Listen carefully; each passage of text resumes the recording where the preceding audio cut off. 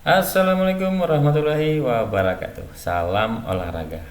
Cina, Arab Saudi dan Bahrain khawatir dengan perubahan Indonesia. Indonesia akan selalu berbenah dan berbenah, apalagi Indonesia kedatangan pelatih baru berasal dari Belanda, Patrick Kluivert. Coba kita saksikan bersama.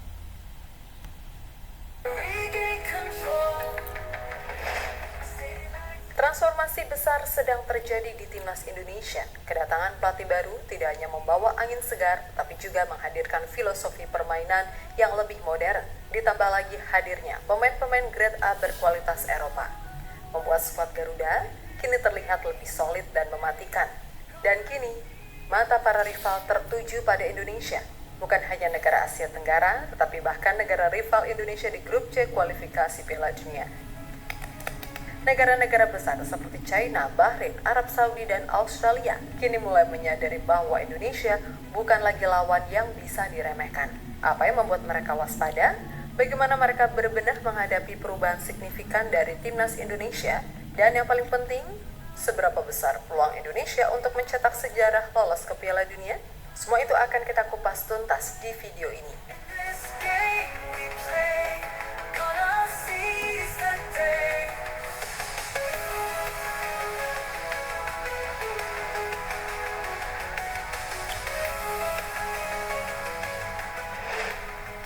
Ya, seperti saya bilang, ada orang punya kualitas yang baik, mungkin ada orang punya kualitas yang tidak baik, tapi ini pribadi kan, ini selalu we are not good in every aspect of the game. Klub punya kualitas, tapi klub juga punya disabilities. Ini biasa di sepak bola, ini biasa di hidup, tapi kita harus punya memori yang baik. Dengan dia prestasi juga sangat cukup baik buat negara. Kita harus juga kasih hormati ke pelatih Sintayong dan kita move on. Yang terbaik buat negara, yang terbaik buat pemain yang baru yang datang. Semoga kita bisa kualifikasi ke babak keempat atau langsung lolos ke Piala Dunia. Itu mimpi kita. Ya, move on. Itulah pesan bijak dari Mark Klok, salah satu legenda timnas Indonesia kepada kita semua. Kita semua menghormati apa yang telah dilakukan oleh Shin Tae-yong. Tapi kini saatnya melangkah ke depan. Masa depan timnas ada di depan mata. Dan kita harus terus mendukung perjalanan besar ini. Di bawah komando Pak Erick Thohir, timnas Indonesia resmi memulai era baru. Pak Erick telah menunjuk pelatih baru yang disebut-sebut memiliki kapasitas luar biasa lengkap dengan 2 asisten dari Belanda. Menurut rumor yang semakin kuat, termasuk laporan dari jurnalis sepak bola ternama Italia, Fabrizio Romano, Patrick Kluivert akan menjadi pelatih baru timnas Indonesia. Media Belanda seperti Football Premier dan 433NL juga mengungkapkan bahwa Alex Pastoor dan Denny Lanzat akan bergabung sebagai asistennya.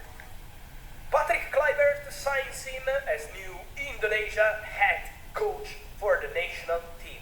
Here we go. The agreement is done. It's a 2-year contract plus 2-year as option for Patrick Kluivert. Everything will be completed in the next days, but the agreement is done. So Kluivert will be the new Indonesia head coach. Good luck to Patrick Kluivert. The mission from Indonesia is very clear. They want to qualify for the world. Tanya dari sisi kepelatihan, Indonesia juga mendapatkan suntikan kekuatan dari 3 pemain baru yang telah dikonfirmasi oleh Erick Thohir. Nama-nama tersebut adalah Ole Romini, Jerry De Wolf, dan Michel Becker. Ya, Ole insya Allah proses surat menyuratnya sudah lebih advance dibandingkan Jaro Rinwald. Kita juga sedang meng-approach Jaro Rinwald untuk gabung juga ke tim nasional. Tapi apakah keburu di bulan Maret kita lihat dulu gitu. Tapi kalau Becker kita sudah cek agak sulit karena bukan sesuai dengan regulasi FIFA, yaitu ibu bapak atau kakak neneknya. Kita lagi masih mencari suratnya, tapi belum menemukan surat dia qualified sesuai aturan FIFA. Itu Becker kan? Ya. Ya, saat ini proses administrasi Jero dan Ole sudah berjalan, sementara status Michel Becker masih dalam pengecekan aturan FIFA. Jika semua berjalan lancar sebelum Maret, kedalaman skuad Garuda akan jauh lebih solid untuk menghadapi para rival di grup C. Perubahan besar ini tidak luput dari perhatian para rival di grup C. Media-media seperti Qura dan Al-Khalij dari Arab Saudi, Yangtze, dan QQ News dari China, hingga AP News dari Australia terus memantau perkembangan timnas Indonesia. Timnas Indonesia, Arab, Bahrain, China, bahkan Australia akan bersaing untuk memperebutkan tiket otomatis lolos Piala Dunia atau tiket babak keempat. Semua negara tersebut masih terbuka lebar untuk lolos masuk Piala Dunia termasuk timnas Indonesia. Dan kalau melihat akan dapat pemain baru dan pelatih baru, mereka pasti waspada. Lantas apa yang dilakukan rival-rival kita?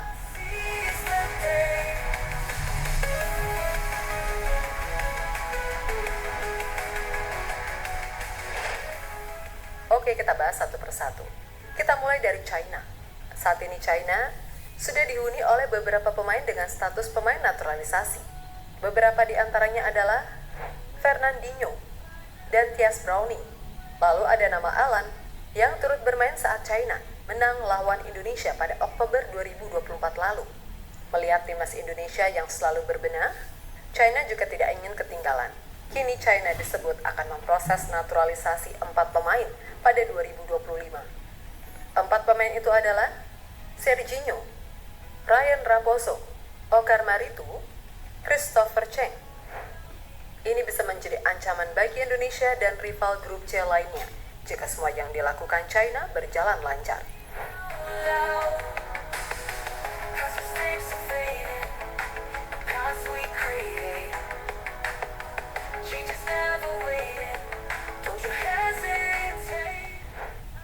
Selanjutnya kita bahas Bahrain.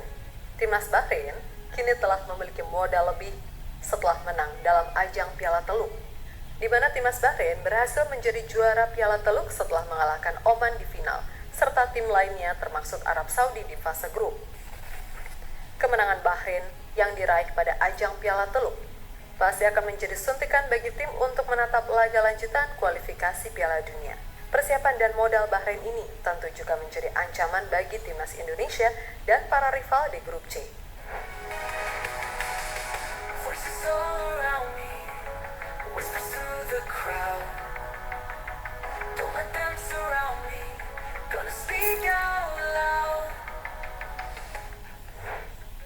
Lalu ada Arab Saudi dan Australia belum banyak bergerak. Timnas Arab terakhir mengikuti turnamen Piala Teluk sama seperti Bahrain. Namun sayangnya, langkah Arab harus terhenti di semifinal setelah dikalahkan oleh Oman. Bahkan di fase grup Piala Teluk, mereka juga harus kalah dengan Bahrain, rival di grup C kualifikasi Piala Dunia. Selain turnamen itu, mereka tidak terlihat ada persiapan lainnya. Sementara itu, Australia sampai saat ini juga belum ada kabar positif dari tim berjuluk Socceroos tersebut. Persiapan terakhir mereka adalah mempersiapkan venue tempat bertandingnya laga Australia versus Indonesia. Bahkan malah dikabarkan pemain andalan mereka, Harry Souttar, dikabarkan sedang mengalami cedera dan membutuhkan waktu 6-10 bulan pemulihan, sehingga kemungkinan tidak bisa ikut saat menghadapi Indonesia. Meskipun tidak terkabarkan ada persiapan apapun, kita harus tetap waspada terhadap Arab Saudi maupun Australia. Lalu bagaimanakah peluang Indonesia lolos Piala Dunia?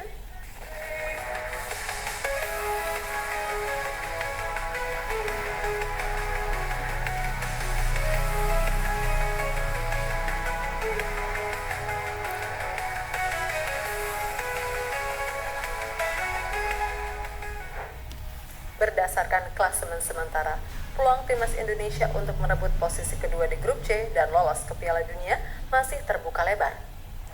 Posisi klasemen saat ini Jepang praktis sudah memastikan diri lolos sebagai juara grup dengan dominasi yang sangat kuat. Australia, Indonesia, Arab Saudi, Bahrain, dan China masih bersaing ketat. Dengan selisih hanya 1 poin dari Australia di posisi kedua, peluang Indonesia tetap terbuka, tetapi sangat bergantung pada hasil di 4 laga tersisa. Laga melawan Australia dan Bahrain akan sangat krusial. Jika Indonesia bisa meraih kemenangan di 2 laga ini, peluang naik ke posisi kedua semakin besar. Melawan China di kandang juga menjadi momen penting. 3 poin di laga ini akan memperkuat posisi Indonesia dalam persaingan. Sedangkan laga melawan Jepang Meskipun berat, hasil positif minimal imbang bisa menjadi bonus yang sangat berharga. Mari kita juga analisis rival kita di grup C. Pertama Australia yang berada di posisi kedua dengan 7 poin. Australia sudah menghadapi Indonesia, Bahrain, Arab Saudi, dan China dengan 1 kemenangan dan 4 hasil imbang. Artinya sejauh ini Australia cukup stabil, tetapi tidak dominan. Indonesia punya peluang jika bisa menang di laga tandang melawan Australia. Posisi kedua sangat mungkin direbut. Sedangkan Arab Saudi, Bahrain, dan China masing-masing memiliki poin 6. Ketiga tim ini juga masih bersaing ketat untuk posisi kedua bersama Indonesia. Namun, performa mereka sejauh ini belum konsisten, terutama Bahrain dan China yang sudah mengalami beberapa kekalahan. Indonesia punya peluang besar jika bisa menang atas Bahrain dan China, sekaligus menghindari kekalahan dari Jepang. Ini akan memperbesar jarak poin dengan mereka. Oke, sekarang coba kita simulasikan. Pertama adalah skenario terbaik untuk timnas Indonesia. Jika Indonesia bisa menang atas Australia, Bahrain, dan China, Indonesia akan mendapatkan tambahan 9 poin. Ini akan membuat Indonesia memiliki total 15 poin. Jika Australia dan tim lain terpleset di laga mereka, otomatis posisi kedua bisa diamankan oleh Indonesia meskipun kalah dari Jepang. Kemudian kita coba skenario yang cukup realistis. Jika Indonesia menang atas Bahrain dan China, kemudian imbang melawan Australia, Indonesia akan mendapatkan tambahan 7 poin yang akan membuat Indonesia memiliki total 13 poin. Dalam skenario ini, Indonesia masih harus bergantung pada hasil tim lain, terutama Australia. Ya, peluang Indonesia untuk merebut posisi kedua dan lolos ke babak selanjutnya masih sangat terbuka, terutama jika mampu menang melawan Australia dan Bahrain. Namun dengan kompetisi yang sangat ketat di grup C, konsistensi di setiap laga adalah kunci. Laga pertama melawan Australia pada 20 Maret 2025 akan menjadi penentu besar. Jika menang, Indonesia bisa mengambil momentum untuk laga-laga selanjutnya. Semoga timnas Indonesia dapat menunjukkan performa terbaik mereka dan memberikan kejutan besar. Dukung terus Garuda, Garuda di dadaku. Find another